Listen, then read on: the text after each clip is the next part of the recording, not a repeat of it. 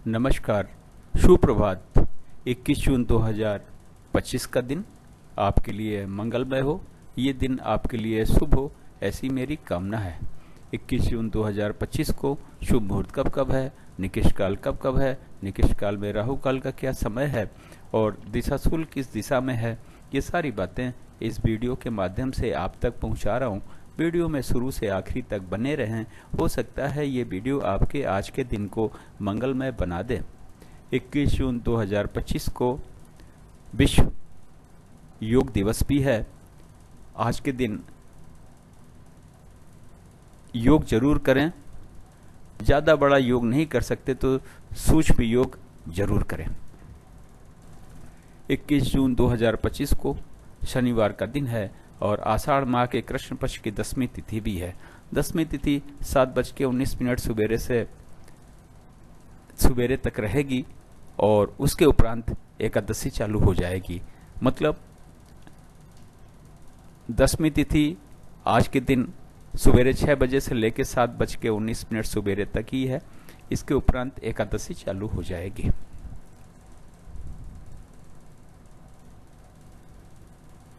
और एकादशी भी रात मतलब अगले दिन 6 बजे से पहले ही समाप्त हो जाएगी, 4:27 पे। उसके उपरांत द्वादशी लग जाएगी। मेरा अच्छा काल को 5 भागों में बांटा हुआ है। महंत काल सबसे अच्छा काल, फिर अमृत काल, फिर बक्र काल। शून्य काल और राहु काल निकृष्ट काल है। इन दोनों समय काल में हमें कोई भी शुभ कार्य नया कार्य नहीं करना चाहिए।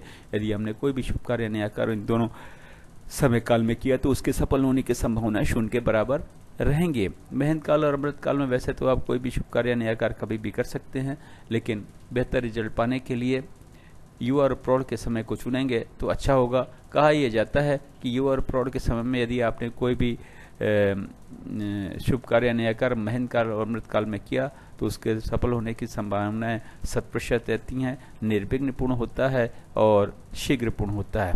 बक्र काल में कहा यह जाता है कि यदि आपने कोई भी शुभ कार्य नया कार्य शुरू कर दिया तो कार्य पूरा हो जाता है, लेकिन बहुत ही ज़्यादा दिक्कतों और परेशानियों के बाद में। तो कोशिश करें कि बक्र काल में भी कोई शुभ कार्य नया कार्य न करना पड़े तो बेहतर है। यदि किसी वजह से करना भी पड़ता तो युवा और प्रौढ़ के समय को चुनेंगे तो थोड़ी दिक्कत कम हो सकती है, लेकिन ये मान के चलिएगा कि उसमें भी दिक्कतें हजार आने वाली हैं। राहु काल फ्लोटिंग काल है। ये महंत काल, अमृत काल, बक्र काल और शून्य काल में पड़ सकता है। राहु काल यदि महंत काल, अमृत काल और बक्र काल में पड़ता है तो उस समय हमें कोई भी शुभ कार्य नया कार्य नहीं करना चाहिए। यदि हमने कोई भी शुभ कार्य नया कार्य राहु काल में किया तो उसकी सफल होने की संभावनाएं शून्य के बराबर ही रहेंगी। राहु काल से पहले यदि हमने कोई भी शुभ कार्य नया कार्य शुरू कर दिया तो कोई प्रॉब्लम नहीं है, और कार्य कहीं राहु काल के बीच में जाके समाप्त होता है तब भी कोई दिक्कत नहीं है। आज के दिन महंत काल 6 बजे सवेरे से शुरू होकर 6:48 सवेरे तक है। फिर 8:24 रात से शुरू होकर 9:12 रात तक है। अमृत काल 9:12 सवेरे से शुरू होकर 12:24 दोपहर तक है। फिर 9:12 रात से शुरू होकर रात के 10:48 तक है। फिर 2:48 रात से शुरू होकर 3:36 रात तक है। फिर 5:12 सवेरे से शुरू होकर सवेरे 6 बजे तक है। बक्र काल 12:24 दोपहर से शुरू होकर 4:24 शाम तक है। फिर शाम को 6:48 से शुरू होकर 8:24 रात तक है। फिर 3:36 रात से शुरू होकर 4:24 सवेरे तक है। शून्य काल 6:48 सवेरे से शुरू होकर 9:12 सवेरे तक है। फिर 4:24 शाम से शुरू होकर शाम को 6 बजे तक है। फिर शाम को 6 बजे से शुरू होकर 6:48 शाम तक है। फिर रात के 10:48 से शुरू होकर रात के 2:48 तक है। फिर 4:24 सवेरे से शुरू होकर सवेरे 5:12 तक है। आज के दिन राहु काल सवेरे 9 बजे से शुरू होकर 10:30 बजे सवेरे तक है। ये रहा 24 घंटे का समय के हिसाब से वितरण और विवरण। चार्ट को या तो नोट कर लें या तो डाउनलोड कर लें और आज के दिन के सारे शुभ कार्य, सारे नए कार्य इस चार्ट के अनुसार करें।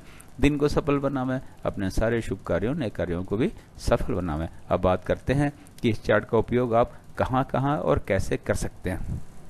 गृह प्रवेश, मुंडन, कोई नई कथा, नई हवन, नई पूजा या नामकरण का शुभ मुहूर्त जानना हो तो चार्ट का उपयोग करें और उस शुभ मुहूर्त में ही इन कार्यों को शुरू करें।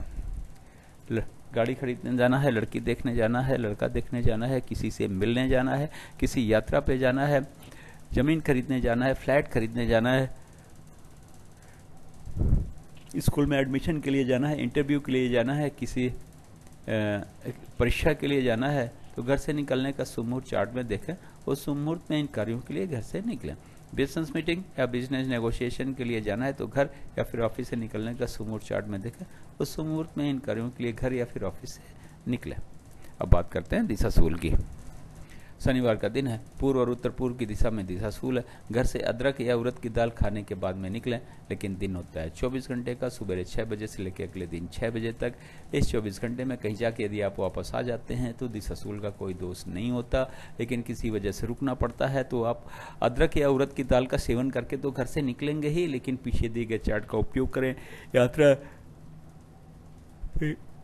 निकलने से पहले यात्रा का शुभ मुहूर्त देके उस शुभ मुहूर्त में ही यात्रा पे निकले, अपनी यात्रा को सफल बनावें और दिशाशूल के दोष को भी समाप्त करें। मेरे चैनल सागा ऑफ लाइफ को आपने ज्वाइन किया, इसके लिए आपका बहुत बहुत धन्यवाद। चैनल पे नए हो तो सब्सक्राइब करें, और सब्सक्राइब कर रखा है तो बेल आइकन को ऑन कर दें ताकि अगला वीडियो जब मैं डालूं तो नोटिफिकेशन आपको मिल जाए।